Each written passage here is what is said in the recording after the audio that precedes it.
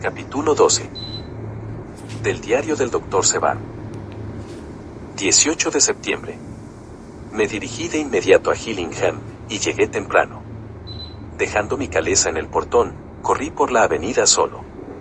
Toqué suavemente el timbre, lo más delicadamente posible, pues temía perturbar a Lucy o a su madre, y esperaba que me abriera la puerta solo una sirvienta.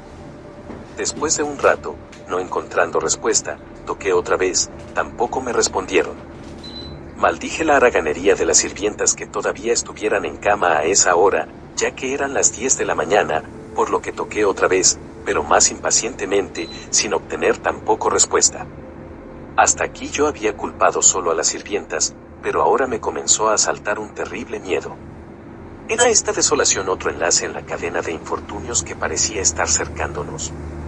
¿Sería acaso a una mansión de la muerte a la que habría llegado, demasiado tarde? Yo sé que minutos, o incluso segundos de tardanza pueden significar horas de peligro para Lucy, si ella hubiese tenido otra vez una de esas terribles recaídas, y fui alrededor de la casa para ver si podía encontrar por casualidad alguna otra entrada. No pude encontrar ningún medio de entrar. Cada ventana y puerta tenía echado el cerrojo y estaba cerrada con llave, por lo que regresé desconcertado al pórtico.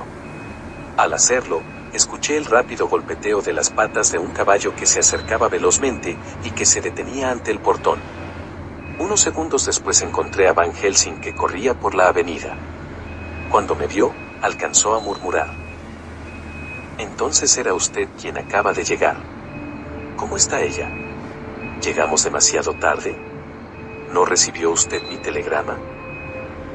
Le respondí tan veloz y coherentemente como pude, advirtiéndole que su telegrama no lo había recibido hasta temprano por la mañana, que no había perdido ni un minuto en llegar hasta allí, y que no había podido hacer que nadie en la casa me oyera. Hizo una pausa y se levantó el sombrero, diciendo solemnemente: «Entonces temo que hayamos llegado demasiado tarde. Que se haga la voluntad de Dios». Pero luego continuó, recuperando su habitual energía: «Venga. Si no hay ninguna puerta abierta para entrar, debemos hacerla. Creo que ahora tenemos tiempo de sobra». Dimos un rodeo y fuimos a la parte posterior de la casa, donde estaba abierta una ventana de la cocina. El profesor sacó una pequeña sierra quirúrgica de su maletín, y entregándomela señaló hacia los barrotes de hierro que guardaban la ventana. Yo los ataqué de inmediato y muy pronto corté 3.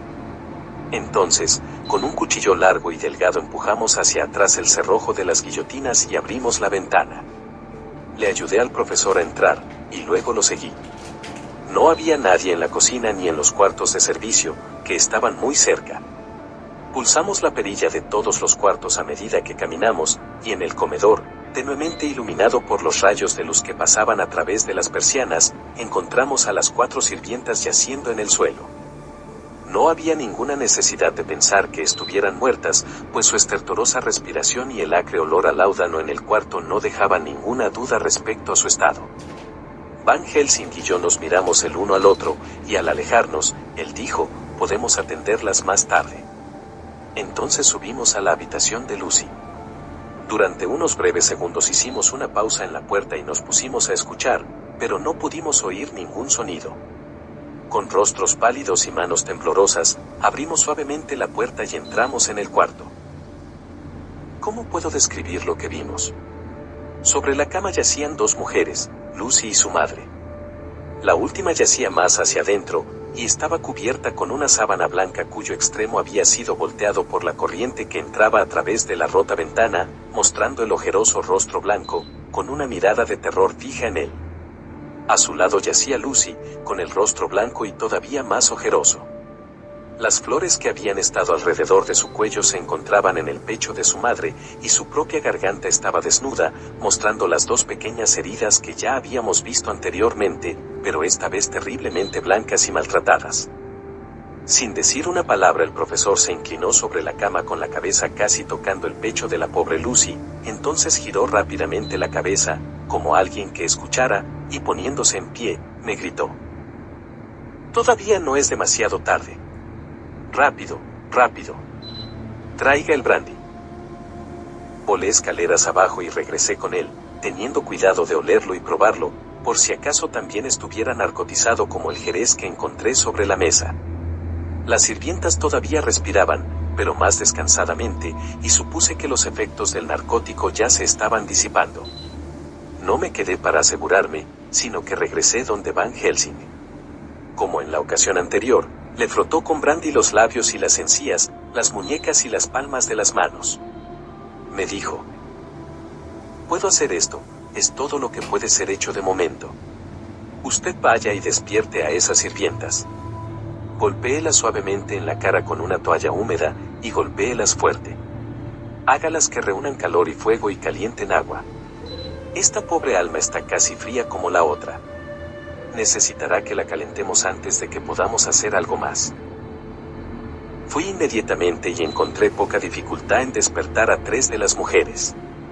La cuarta solo era una jovencita y el narcótico la había afectado evidentemente con más fuerza, por lo que la levanté hasta el sofá y la dejé dormir. Las otras estaban en un principio aturdidas, pero al comenzar a recordar lo sucedido sollozaron en forma histérica. Sin embargo, yo fui riguroso con ellas y no les permití hablar. Les dije que perder una vida era suficientemente doloroso, y que si se tardaban mucho iban a sacrificar también a la señorita Lucy. Así es que, sollozando, comenzaron a hacer los arreglos, a medio vestir como estaban, y prepararon el fuego y el agua. Afortunadamente, el fuego de la cocina y del calentador todavía funcionaba, por lo que no hacía falta el agua caliente. Arreglamos el baño y llevamos a Lucy tal como estaba a la bañera. Mientras estábamos ocupados frotando sus miembros, alguien llamó a la puerta del corredor. Una de las criadas corrió, se echó encima apresuradamente alguna ropa más, y abrió la puerta. Luego regresó y nos susurró que era un caballero que había llegado con un mensaje del señor Houlwood. Le supliqué simplemente que le dijera que debía esperar, pues de momento no podíamos ver a nadie. Ella salió con el recado, y embebidos en nuestro trabajo, olvidé por completo la presencia de aquel hombre. En toda mi experiencia nunca vi trabajar a mi maestro con una seriedad tan solemne. Yo sabía, como lo sabía él, que se trataba de una lucha desesperada contra la muerte, y en una pausa se lo dije. Me respondió de una manera que no pude comprender, pero con la mirada más seria que podía reflejar su rostro. Si eso fuera todo, yo pararía aquí mismo donde estamos ahora y la dejaría desvanecerse en paz, pues no veo ninguna luz en el horizonte de su vida. Continuó su trabajo con un vigor, si es posible, renovado y más frenético. Al cabo de un rato ambos comenzamos a ser conscientes de que el calor estaba comenzando a tener algún efecto. El corazón de Lucy latió un poco más audiblemente al estetoscopio, y sus pulmones tuvieron un movimiento perceptible. La cara de Van Helsing casi irradió cuando la levantamos del baño y la enrollamos en una sábana caliente para secarla. Me dijo: «La primera victoria es nuestra. Jaque al rey». Llevamos a Lucy a otra habitación, que para entonces ya había sido preparada, y la metimos en cama y la obligamos a que bebiera unas cuantas gotas de brandy. Yo noté que Van Helsing ató un suave pañuelo de seda alrededor de su cuello. Ella todavía estaba inconsciente, y estaba tan mal, si no peor, de como jamás la hubiéramos visto. Van Helsing llamó a una de las mujeres y le dijo que se quedara con ella y que no le quitara los ojos de encima hasta que regresáramos. Luego me hizo una seña para que saliéramos del cuarto. «Debemos consultar sobre lo que vamos a hacer», me dijo, mientras descendíamos por las gradas. En el corredor abrió la puerta del comedor y entramos en él, cerrando cuidadosamente la puerta. Las persianas habían quedado abiertas, pero las celosías ya estaban bajadas, con esa obediencia a la etiqueta de la muerte que la mujer británica de las clases inferiores siempre observa con rigidez. Por lo tanto, el cuarto estaba bastante oscuro. Sin embargo, había suficiente luz para nuestros propósitos. La seriedad de Van Helsing se mitigaba un tanto por una mirada de perplejidad. Evidentemente estaba torturando su cerebro acerca de algo, por lo que yo esperé unos instantes, al cabo de los cuales dijo: «¿Qué vamos a hacer ahora? ¿A quién podemos recurrir? Debemos hacer otra transfusión de sangre, y eso con prontitud, o la vida de esa pobre muchacha no va a durar una hora.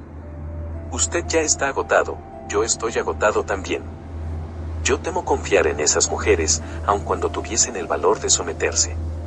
¿Qué debemos hacer por alguien que desee abrir sus venas por ella?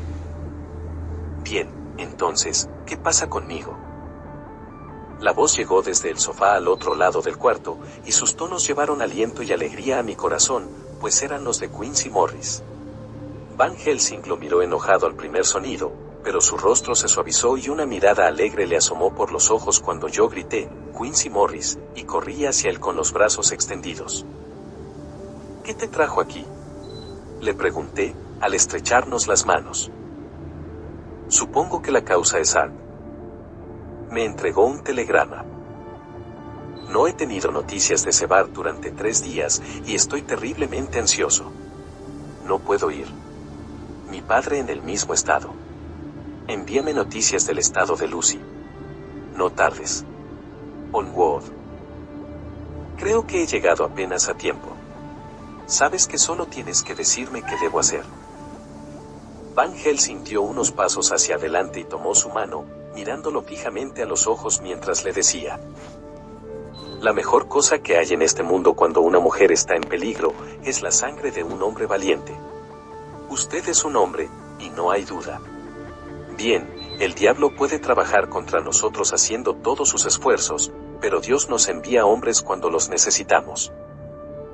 Una vez más tuvimos que efectuar la horrenda operación.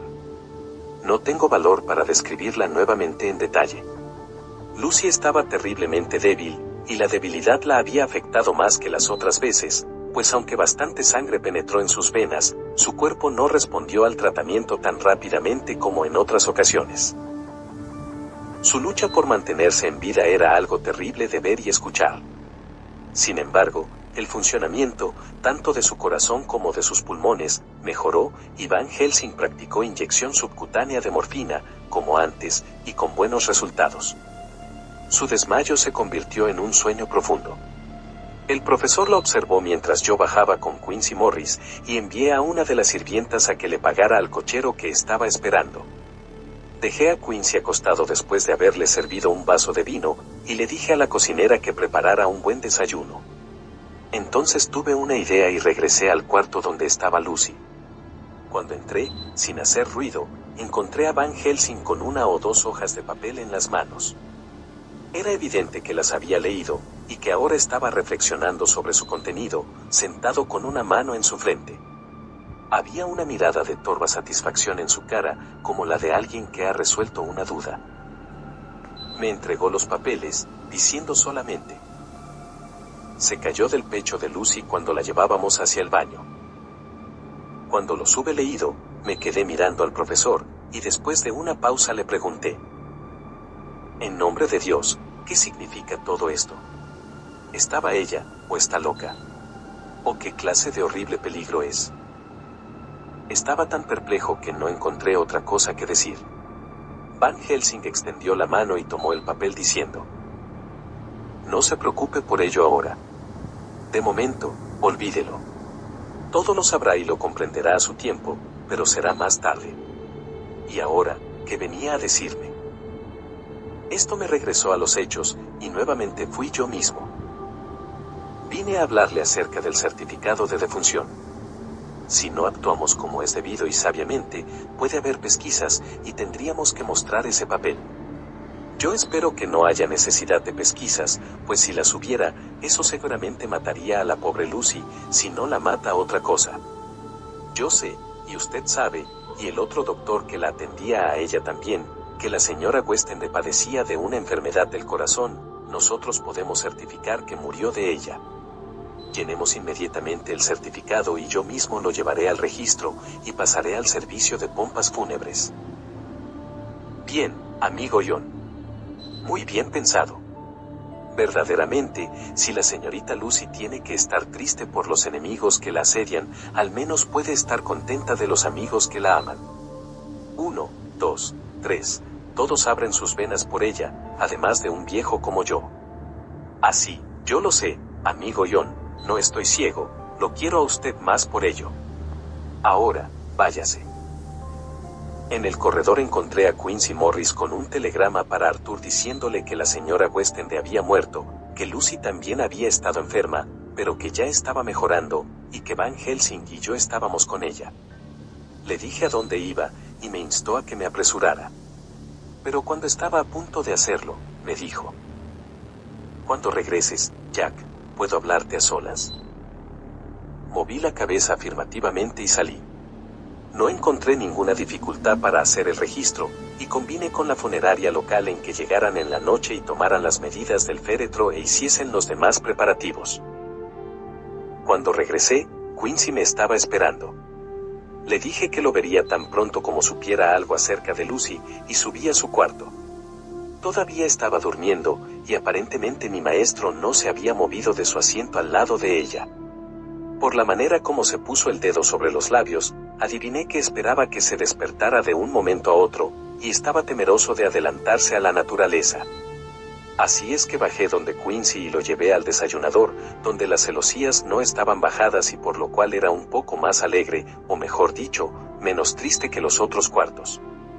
Cuando estuvimos solos, me dijo: «Jack Sebald, no quiero entrometerme en ningún lugar donde no tenga derecho a estar, pero esto no es ningún caso ordinario. Tú sabes que yo amaba a esta muchacha y quería casarme con ella, pero, aunque todo eso está pasado y enterrado, no puedo evitar sentirme ansioso acerca de ella». «¿Qué le sucede? ¿De qué padece?». El holandés, y bien me doy cuenta de que es un viejo formidable, dijo, en el momento en que ustedes dos entraron en el cuarto, que debían hacer otra transfusión de sangre y que ustedes dos ya estaban agotados. Ahora, yo sé muy bien que ustedes los médicos hablan en cámara y que uno no debe esperar saber lo que consultan en privado. Pero este no es un asunto común, y, sea lo que fuera, yo he hecho mi parte. ¿No es así? Así es, le dije yo, y él continuó. Supongo que ustedes dos, tú y Van Helsing, ya hicieron lo que yo hice hoy. ¿No es así? Así es. E imagino que Art también está en el asunto. Cuando lo vi hace 4 días en su casa, parecía bastante raro.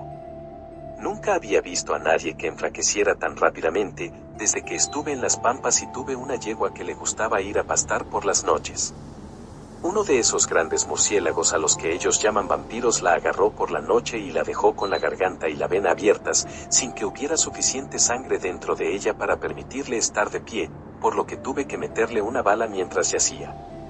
Jack, si puedes hablarme sin traicionar la confianza que hayan depositado en ti, dime, Arthur fue el primero, ¿no es así? A medida que hablaba mi pobre amigo daba muestras de estar terriblemente ansioso. Estaba en una tortura de inquietud por la mujer que amaba, y su total ignorancia del terrible misterio que parecía rodearla a ella intensificaba su dolor. Le sangraba el propio corazón, y se necesitó toda la hombría en él. De la cual había bastante, puedo asegurarlo, para evitar que cayera abatido. Hice una pausa antes de responder, pues sentía que no debía decir nada que traicionara o lese secretos que el médico desea guardar, pero de todas maneras él ya sabía tanto, y adivinaba tanto, que no había ninguna razón para no responder, por lo que le contesté con la misma frase. Así es. ¿Y durante cuánto tiempo ha estado sucediendo esto? Desde hace cerca de 10 días. 10 días. Entonces supongo, Jack Sebald, que la pobre criatura que todos amamos se ha puesto en sus venas durante ese tiempo la sangre de 4 hombres fuertes. Un hombre mismo no podría soportarlo mucho tiempo, añadió, y luego, acercándoseme, habló en una especie de airado susurro, que se la sacó. Yo moví la cabeza negativamente. He ahí el problema. Van Helsing simplemente se pone frenético acerca de ello, y yo estoy a punto de devanarme los sesos. Ya no puedo ni aventurar una adivinanza. Ha habido una serie de pequeñas circunstancias que han echado por tierra todos nuestros cálculos para que Lucy sea vigilada adecuadamente. Pero esto no ocurrirá otra vez. Nos quedaremos aquí hasta que todo esté bien, o mal. Quincy extendió su mano. Cuenten conmigo, dijo. Tú y el holandés solo tienen que decirme lo que haga, y yo lo haré. Cuando Lucy despertó por la tarde, su primer movimiento fue de palparse el pecho, y, para mi sorpresa, extrajo de él el papel que Van Helsing me había dado a leer. El cuidadoso profesor lo había colocado otra vez en su sitio, para evitar que al despertarse ella pudiera sentirse alarmada. Sus ojos se dirigieron a Van Helsing y a mí y se alegraron. Entonces miró alrededor del cuarto y, viendo dónde se encontraba, tembló, dio un grito agudo y puso sus pobres y delgadas manos sobre su pálido rostro. Ambos entendimos lo que significaba, se había dado plena cuenta de la muerte de su madre, por lo que tratamos de consolarla. No cabe la menor duda de que nuestra conmiseración la tranquilizó un poco, pero de todas maneras siguió muy desalentada y se quedó sollozando silenciosa y débilmente durante largo tiempo. Le dijimos que cualquiera de nosotros dos, o ambos, permaneceríamos con ella todo el tiempo, y eso pareció consolarla un poco. Hacia el atardecer cayó en una especie de aturdimiento. Entonces ocurrió algo muy extraño. Mientras todavía dormía sacó el papel de su pecho y lo rompió en 2 pedazos. Van Helsing se adelantó y le quitó los pedazos de las manos. De todas maneras, ella siguió con la intención de romper, como si todavía tuviese el material en los dedos. Finalmente levantó las manos y las abrió, como si esparciera los fragmentos. Van Helsing pareció sorprendido y sus cejas se unieron como si pensara, pero no dijo nada. 19 de septiembre. Toda la noche pasada durmió precariamente, sintiendo siempre miedo de dormirse y aparentando estar un poco más débil cada vez que despertaba. El profesor y yo nos turnamos en la vigilancia, y no la dejamos ni un solo momento sin atender. Quincy Morris no dijo nada acerca de su intención, pero yo sé que toda la noche se estuvo paseando alrededor de la casa. Cuando llegó el día, su esclarecedora luz mostró los estragos en la fortaleza de la pobre Lucy. Apenas si era capaz de volver su cabeza, y los pocos alimentos que pudo tomar parecieron no hacer ningún provecho. Por ratos durmió, y tanto Van Helsing como yo anotamos la diferencia en ella, mientras dormía y mientras estaba despierta.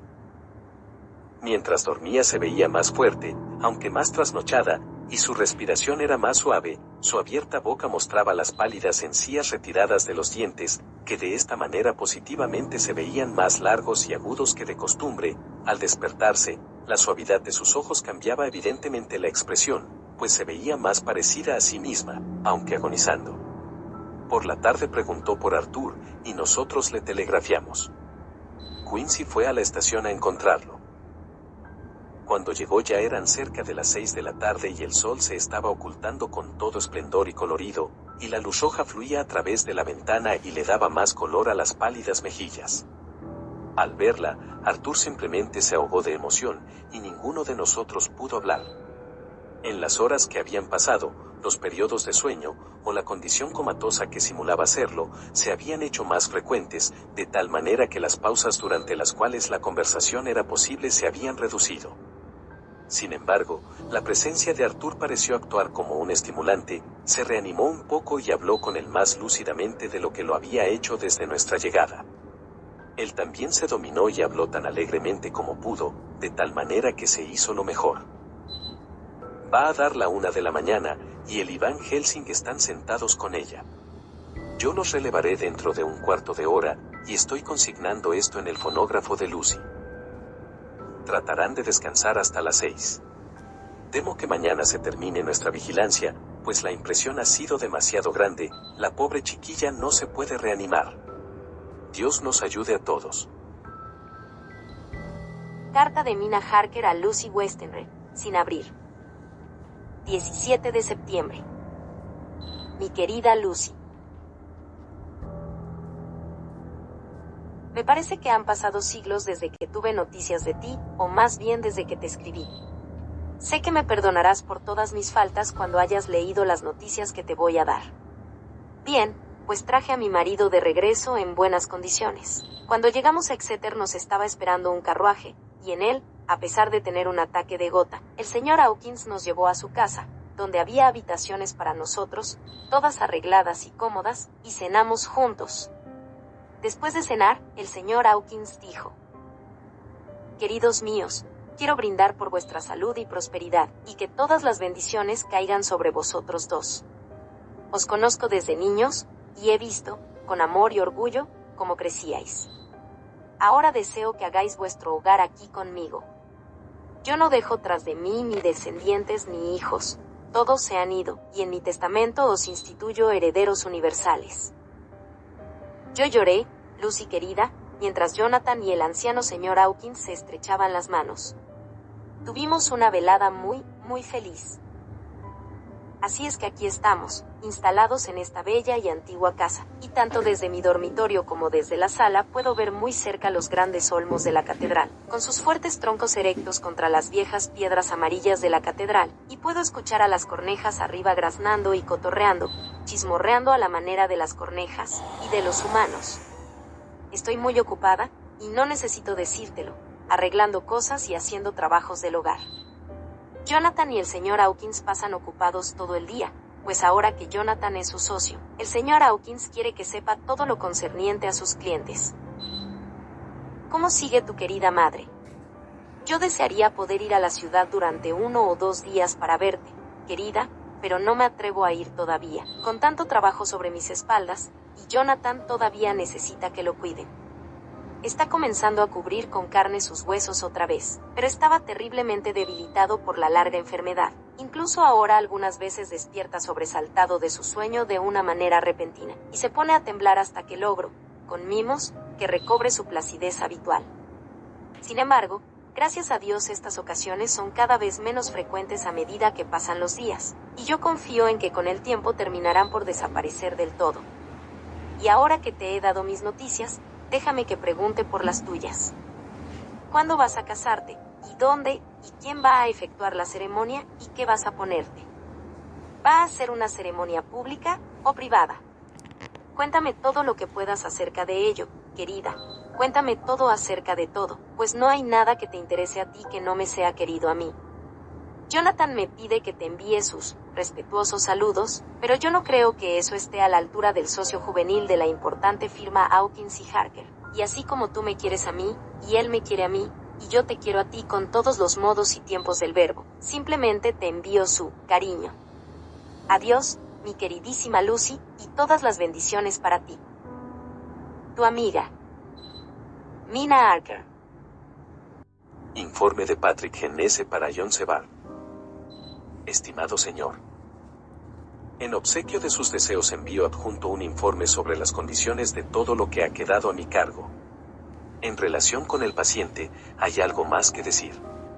Ha tenido otro intento de escapatoria que hubiera podido tener un final terrible, pero que, como sucedió, afortunadamente, no llegó al desenlace trágico que se esperaba.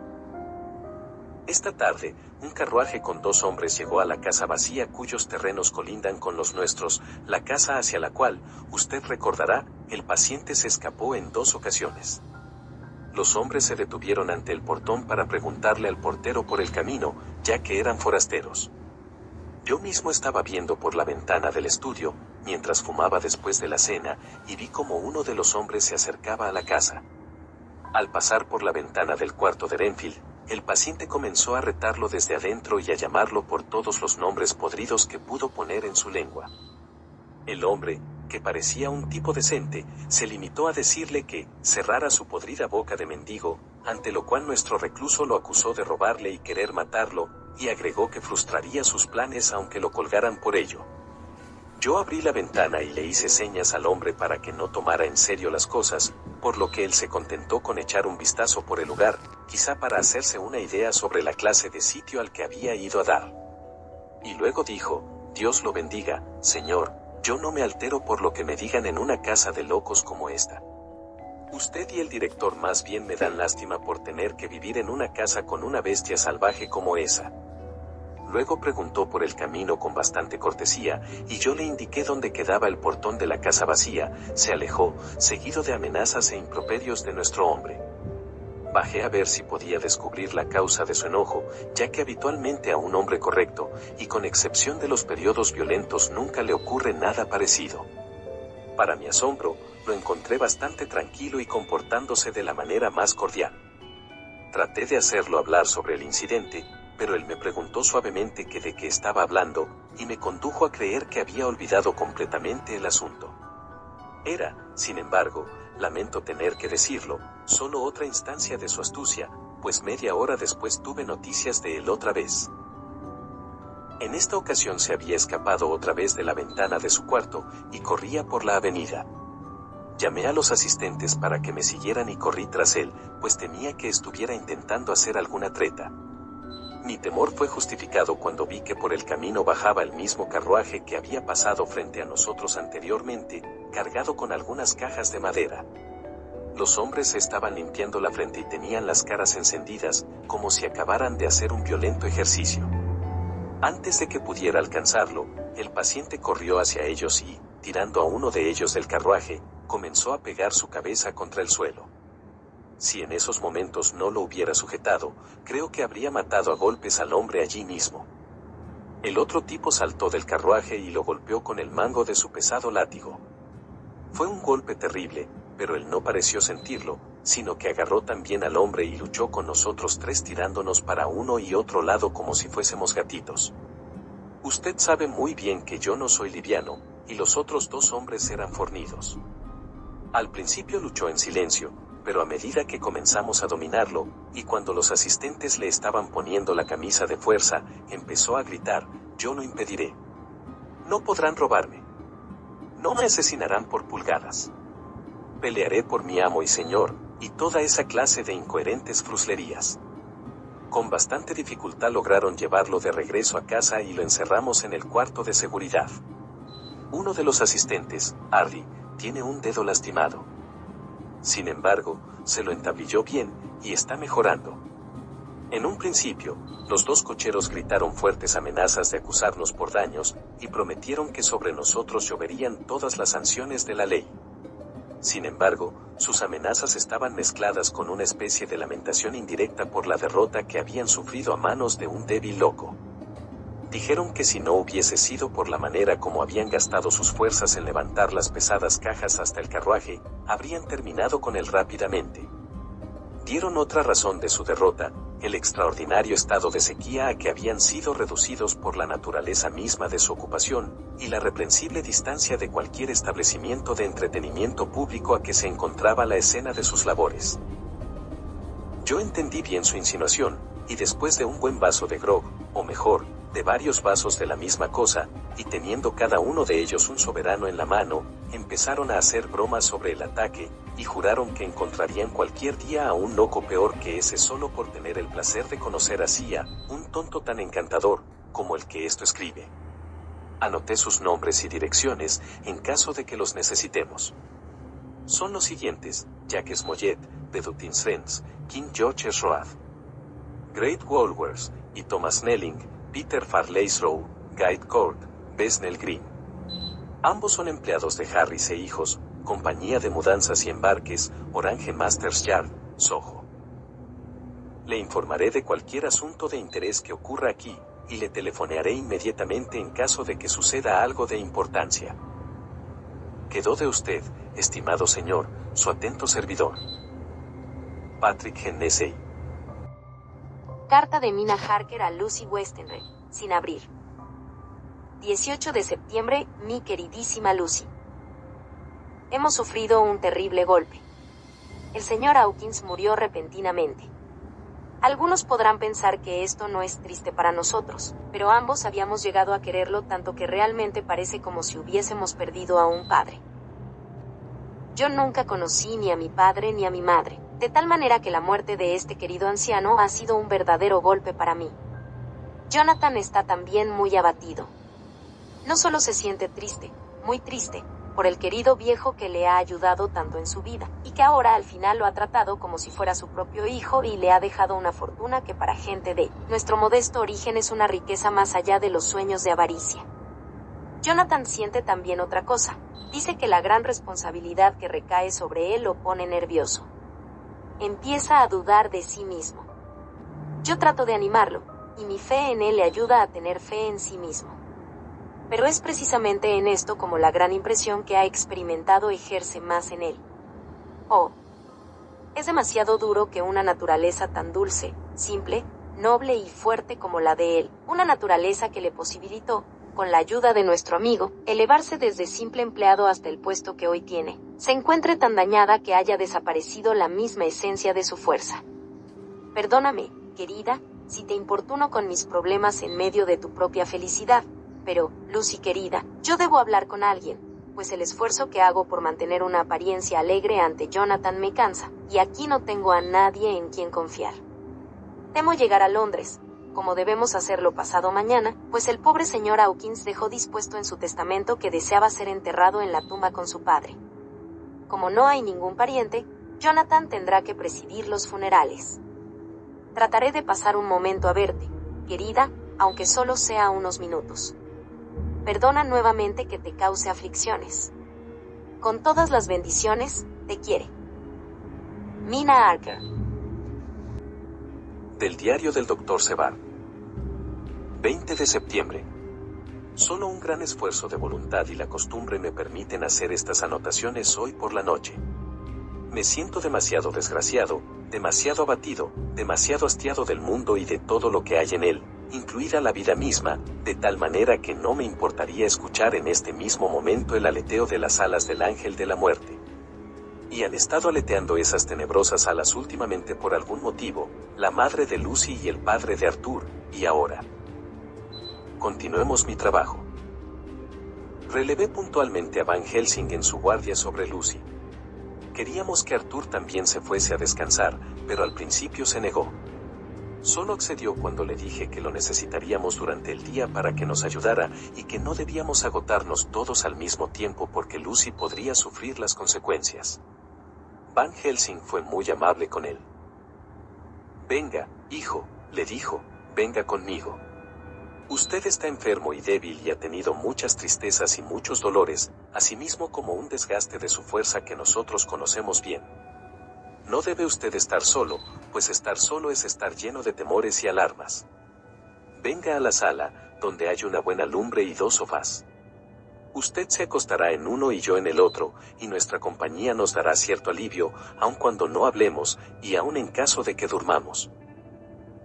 Arthur se fue con él, echando una nostálgica mirada al rostro de Lucy, que yacía en su almohada casi más blanca que la sábana. Yacía bastante tranquila, y yo miré alrededor del cuarto para ver que todo estuviera en orden. Pude ver que el profesor había realizado en este cuarto, al igual que en el otro, su propósito de usar el ajo. Todas las guillotinas de las ventanas olían fuertemente a él. Y alrededor del cuello de Lucy, sobre el pañuelo de seda que Van Helsing le había hecho usar, había tosca gargantilla hecha de las mismas olorosas flores. Lucy estaba respirando un tanto estertorosamente y su rostro estaba descompuesto, pues la boca abierta mostraba las pálidas encías. A la tenue e incierta luz, sus dientes parecían más largos y más agudos de lo que habían estado en la mañana. En particular, debido quizá a algún juego de luz, los caninos parecían más largos y agudos que el resto. Yo me senté a su lado, y al poco tiempo ella se movió inquieta. En el mismo instante llegó una especie de sordo aleteo o arañazos desde la ventana. Fui silenciosamente hacia ella y espié por una esquina de la celosía. Había luna llena, y pude ver que el ruido era causado por un gran murciélago que revoloteaba, indudablemente atraído por la luz, aunque fuese tan tenue, y de vez en cuando golpeaba la ventana con las alas. Cuando regreso a mi asiento, vi que Lucy se había movido ligeramente y se habían desprendido las flores de ajo del cuello. Las coloqué nuevamente en su sitio lo mejor que pude, y me senté, observándola. Al poco rato despertó, y yo le di alimentos tal como los había prescrito Van Helsing. Solo tomó unos pocos, y de mala gana. Parecía que ya no estaba con ella su antigua inconsciente lucha por la vida, y la fortaleza que hasta entonces había marcado su enfermedad. Me sorprendió como un hecho curioso el que en el momento de volverse consciente ella apretara las flores de ajo contra su pecho. Ciertamente era muy raro que cuando quiera que ella entrara a ese estado letárgico, con respiración estertórea, tratara de quitarse las flores, pero que al despertar la sujetara. No había ninguna posibilidad de cometer un error acerca de esto, pues en las largas horas que siguieron tuvo muchos periodos de sueño y vigilia, y repitió ambas acciones muchas veces. A las 6 de la mañana, Van Helsing llegó a relevarme. Arthur había caído en un sopor, y bondadosamente le permitió que siguiera durmiendo. Cuando vio el rostro de Lucy pude escuchar la siseante aspiración de su boca, y me dijo en un susurro agudo: «Suba a la celosía, quiero luz». Luego se inclinó y, con su rostro casi tocando el de Lucy, la examinó cuidadosamente. Quitó las flores y luego retiró el pañuelo de seda de su garganta. Al hacerlo retrocedió, y yo pude escuchar su exclamación, "Mein Gott", que se quedó a media garganta. Yo me incliné y miré también, y cuando lo hice, un extraño escalofrío me recorrió el cuerpo. Las heridas en la garganta habían desaparecido por completo. Durante casi 5 minutos Van Helsing la estuvo mirando, con el rostro serio y crispado como nunca. Luego se volvió hacia mí y me dijo calmadamente: "Se está muriendo. Ya no le quedará mucho tiempo. Habrá mucha diferencia, créamelo, si muere consciente o si muere mientras duerme. Despierte al pobre muchacho y déjelo que venga y vea lo último, él confía en nosotros, y se lo habíamos prometido". Bajé al comedor y lo desperté. Estuvo aturdido por un momento, pero cuando vio la luz del sol entrando a través de las rendijas de las persianas pensó que ya era tarde, y me expresó su temor. Yo le aseguré que Lucy todavía dormía, pero le dije tan suavemente como pude que tanto Van Helsing como yo temíamos que el fin estaba cerca. Se cubrió el rostro con las manos y se deslizó sobre sus rodillas al lado del sofá, donde permaneció, quizá un minuto, con la cabeza agachada, rezando, mientras sus hombros se agitaban con el pesar. Yo lo tomé de la mano y lo levanté. «Ven», le dije, «mi querido viejo amigo, reúne toda tu fortaleza, será lo mejor y lo más fácil para ella». Cuando llegamos al cuarto de Lucy pude ver que Van Helsing, con su habitual previsión, había estado poniendo todas las cosas en su sitio y haciendo que todo estuviera tan agradable como fuera posible. Incluso le había cepillado el pelo a Lucy, de manera que éste se desparramaba por la almohada en sus habituales rizos de oro. Cuando entramos en el cuarto, ella abrió los ojos, y al verlo a él susurró débilmente: «Arthur. Oh, mi amor, estoy tan contenta de que hayas venido». Él se detuvo para besarla, pero Van Helsing le ordenó que se retirara. «No», le susurró, «todavía no. Sostenga su mano, le dará más consuelo». Así es que Arthur le tomó la mano y se arrodilló al lado de ella, y ella resplandeció, con todas las suaves líneas haciendo juego con la angelical belleza de sus ojos. Entonces, gradualmente, sus ojos se cerraron y se hundió en el sueño. Por un corto tiempo su pecho se elevó suavemente, y subió y bajó como el de un niño cansado. Luego, insensiblemente, llegó el extraño cambio que yo había notado durante la noche. Su respiración se volvió estertórea, abrió la boca, y al ese pálidas encías estiradas hacia atrás hicieron que los dientes parecieran más largos y agudos que nunca. Abrió los ojos de una manera vaga, sonámbula, como inconsciente, reflejando ahora al mismo tiempo vaguedad y dureza, y dijo en una voz suave y voluptuosa, tal como yo nunca la había escuchado en sus labios: «Arthur. Oh, mi amor, estoy tan feliz de que hayas venido. Bésame». Arthur se inclinó ansiosamente para besarla, pero en ese mismo instante Van Helsing, quien, como yo, había estado asombrado por la voz de la joven, se precipitó sobre el novio y, sujetándolo por el cuello con ambas manos, lo arrastró hacia atrás con una fuerza que yo nunca creí pudiera poseer, y de hecho lo lanzó casi al otro lado del cuarto. «Nunca en su vida», le dijo, «no lo haga, por amor a su alma y a la de ella». Y luego, se situó entre los dos como un león acorralado. Arthur estaba tan sorprendido que por un momento no encontró qué hacer ni qué decir, y antes de que ningún impulso de violencia pudiera apoderarse de él, se dio cuenta del lugar y de las circunstancias y se quedó en silencio, esperando. Yo mantuve los ojos fijos en Lucy, lo mismo que Van Helsing, y vimos un espasmo de ira pasar rápidamente como una sombra por su rostro, los agudos dientes se cerraron de golpe. Luego sus ojos se cerraron y ella respiró pesadamente. Al poco tiempo sus ojos se abrieron con toda su suavidad, y extendiendo su pobre mano pálida y delgada, tomó la pesada y oscura mano de Van Helsing, acercándosela, la besó. «Mi verdadero amigo», dijo ella, en una débil voz pero con un acento doloroso indescriptible. «Mi verdadero amigo, y amigo de él. Oh, protéjalo, y deme paz a mí». «Lo juro», dijo él solemnemente, arrodillándose al lado de ella y sosteniendo su mano, como alguien que presta juramento. Luego se volvió a Arthur y le dijo: venga, hijo, tome la mano de ella entre las suyas, y bésela en la frente, y solo una vez. Se unieron sus ojos en vez de sus labios, y así se despidieron. Los ojos de Lucy se cerraron, y Van Helsing, que había estado observando desde cerca, tomó del brazo a Arthur y lo alejó del lecho. Luego la respiración de Lucy se volvió estertórea una vez más, y repentinamente cesó del todo. Ya todo terminó, dijo Van Helsing, está muerta. Tomé a Arthur del brazo y lo conduje a la sala, donde se sentó y se cubrió la cara con las manos, sollozando como un chiquillo. Regresé al cuarto y encontré a Van Helsing mirando a la pobre Lucy, y su rostro estaba más serio que nunca. El cuerpo de ella había cambiado algo. La muerte le había regresado parte de su belleza, pues sus cejas y mejillas habían recobrado algo de sus suaves líneas, hasta los labios habían perdido su mortal palidez. Era como si la sangre, innecesaria ya para el funcionamiento del corazón, hubiera querido mitigar en lo posible la rigidez y la desolación de la muerte. Pensamos que moría mientras estaba durmiendo, y durmiendo cuando murió. Me situé al lado de Van Helsing, y le dije: ah, pobre muchacha. Al fin hay paz para ella. Es el final. Él se volvió hacia mí, y dijo con grave solemnidad: nada de eso. Ay, nada de eso. Es solo el comienzo. Cuando le pregunté qué quería decir, movió la cabeza y me respondió: no podemos hacer nada por ella todavía. Espere. Ya verá usted.